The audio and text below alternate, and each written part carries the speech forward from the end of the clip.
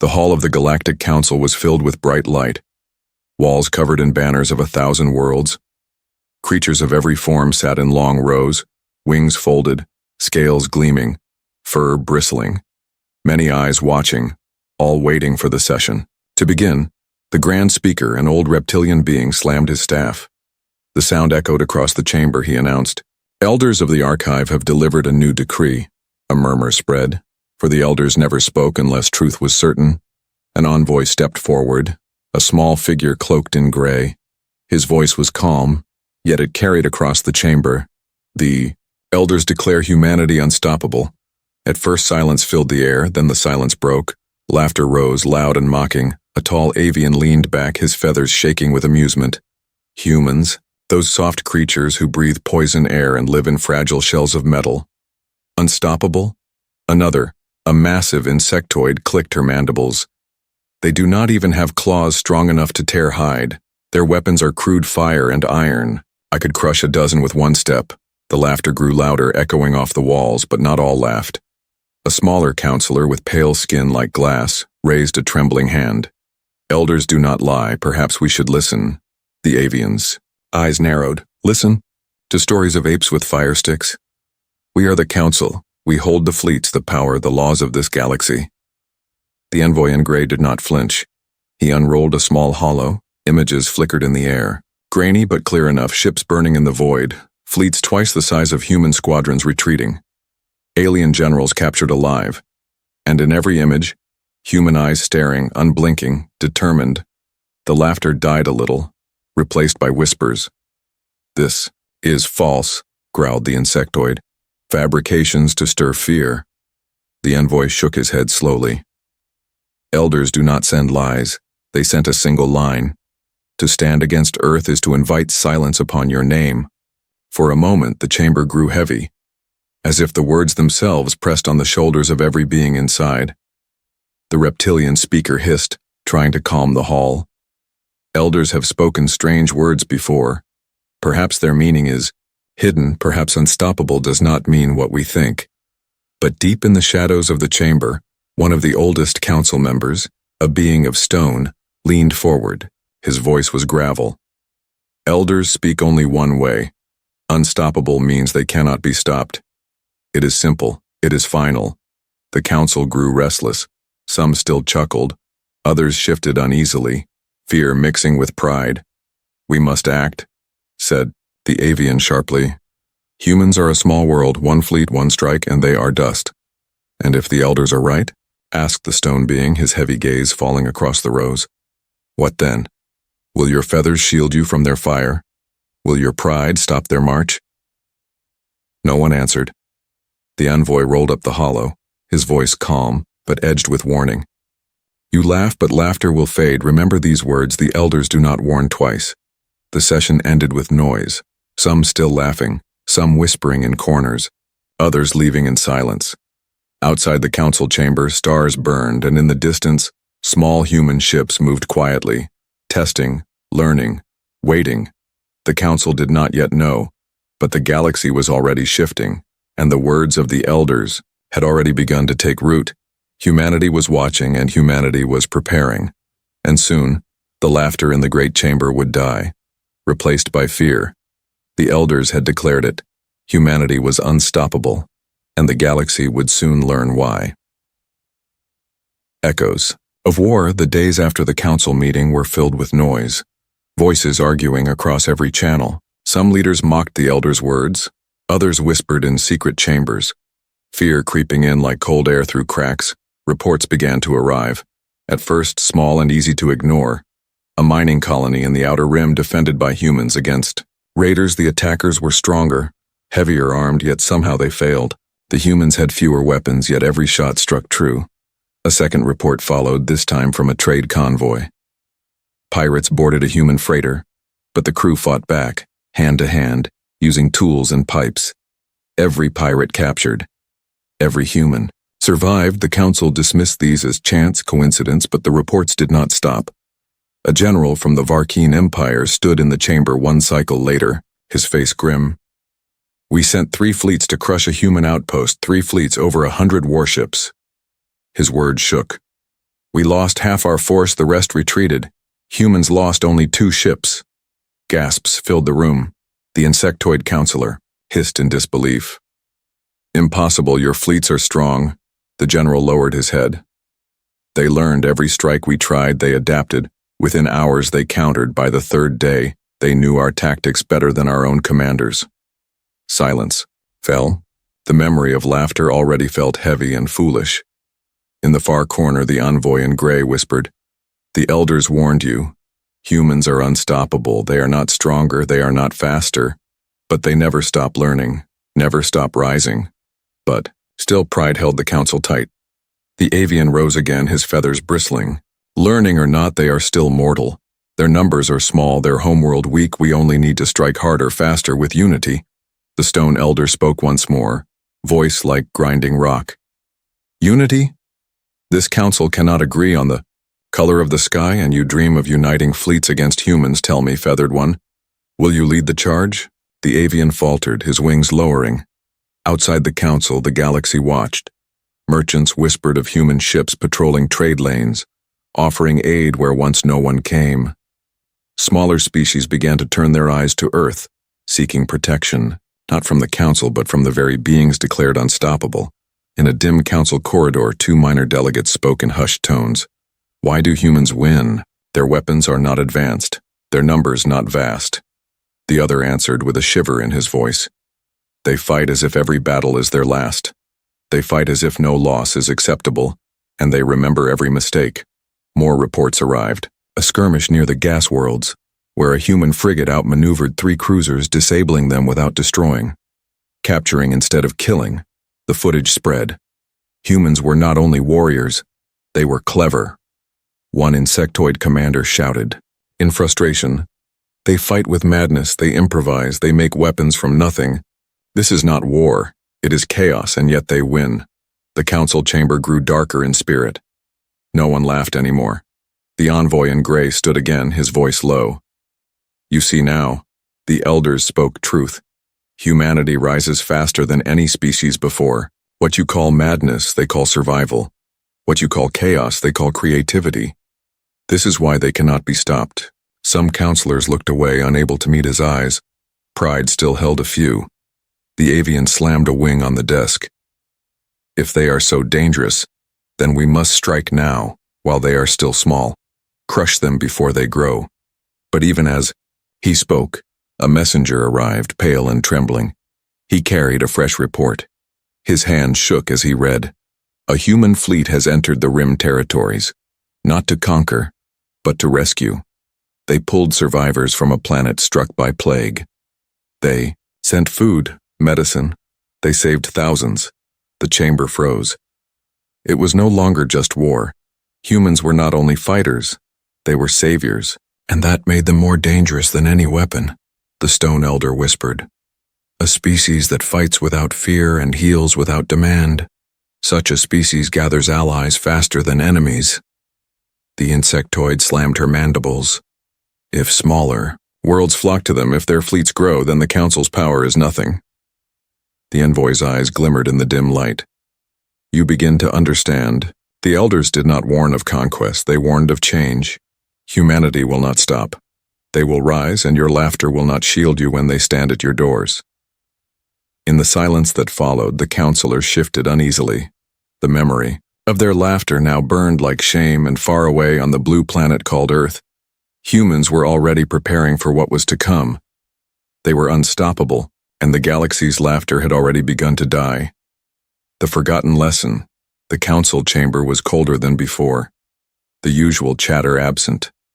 Silence filled the air like a heavy weight.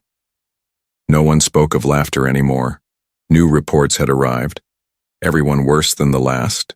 Fleets broken, commanders captured, colonies freed not by the council but by human ships, their strange banners flying where others had fallen. The reptilian speaker called the session, his voice uncertain. "Elders of the archive have sent another message." The words sent a ripple through the chamber, for the elders almost never spoke twice. The envoy in gray stepped forward, unrolling a thin scroll of light, his voice calm yet sharp. "The elders remind you of an ancient record. a prophecy written long before this council was born. He read the lines aloud, every word echoing. When the children of soil and sky rise, they shall break the chains of empires. Those who laugh will be forgotten. Those who resist will be erased. Those who stand with them shall endure. Gasps and murmurs filled the chamber. The avian counselor hissed in denial. Ancient words, old myths, nothing more. But the stone elder leaned forward, eyes glowing faintly. Elders do not send myths. They send truth. They remind us of what we chose to forget. The insectoid snapped her mandibles. We are the council. We rule the galaxy. No prophecy will change that. But even as she spoke, more reports were displayed. Grainy images of human soldiers landing on broken worlds, helping rebuild cities, teaching defeated aliens how to resist tyranny. Their enemies beaten not by fire alone, but by unity. A counselor whispered from the back, unstoppable, not because of their strength, but because of their spirit. Another whispered, they do not conquer, they change. The chamber erupted in arguments, voices colliding. We must crush them now, shouted one, before it is too late. No, to strike them now will only prove the prophecy true. Another countered, every blow we give makes them stronger. The reptilian speaker slammed his staff, but his voice was drowned by chaos.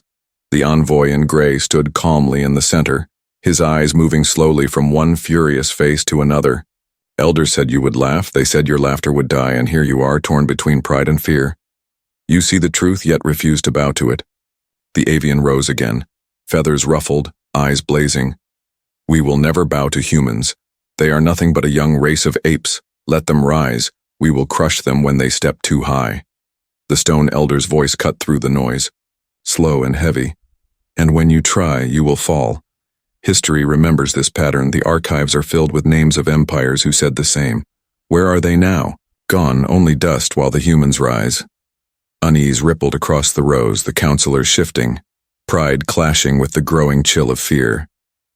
In a shadowed corner, a young delegate whispered to another, do you think it is true that those who stand with them shall endure? The other answered softly, would you rather stand against them? Outside the chamber, the galaxy stirred.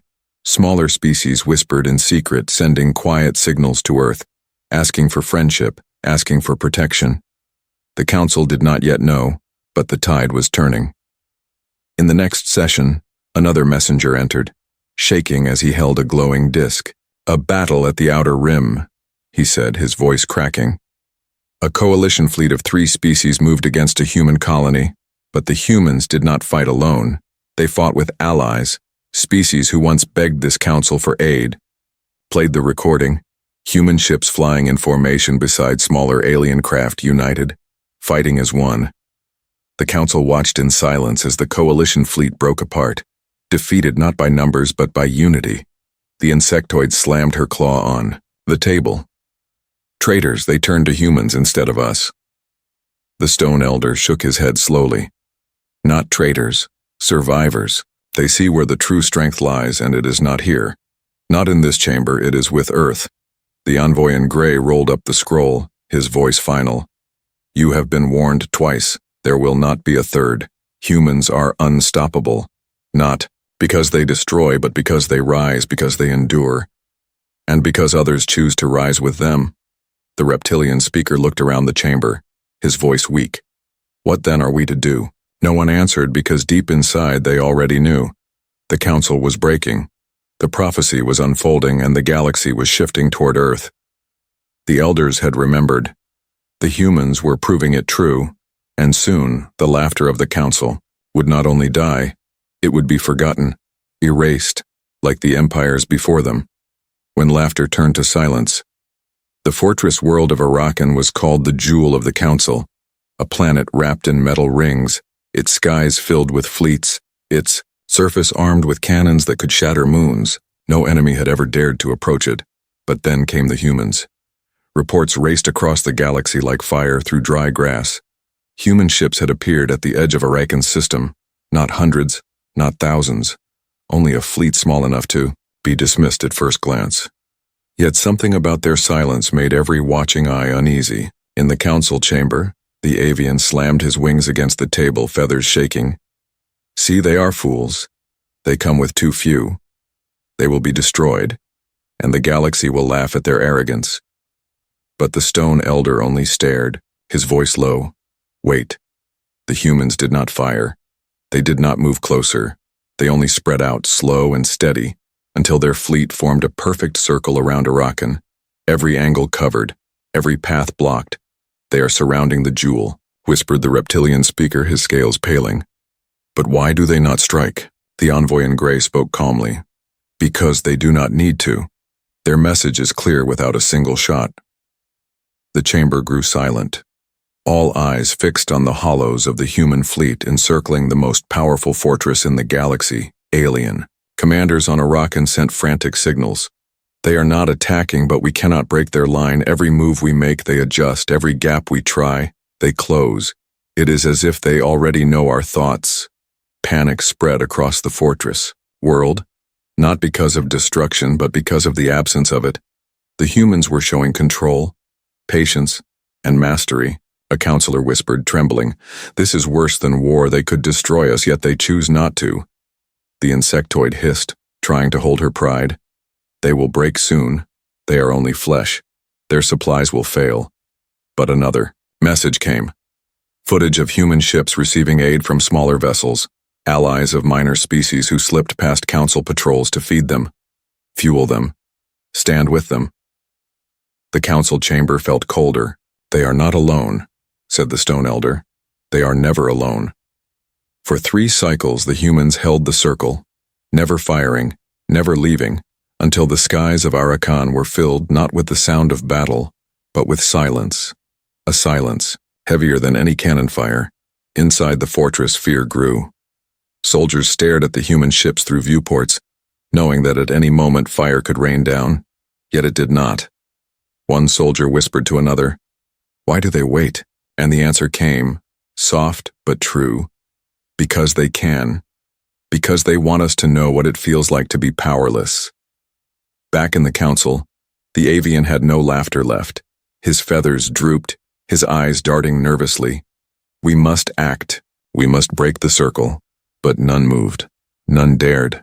The reptilian speaker finally whispered, "If they can encircle Arakan without firing a single shot, then what else can they do?" The envoy in gray stepped forward once more, his voice sharp as a blade. "Elders said they are unstoppable. Now you see why.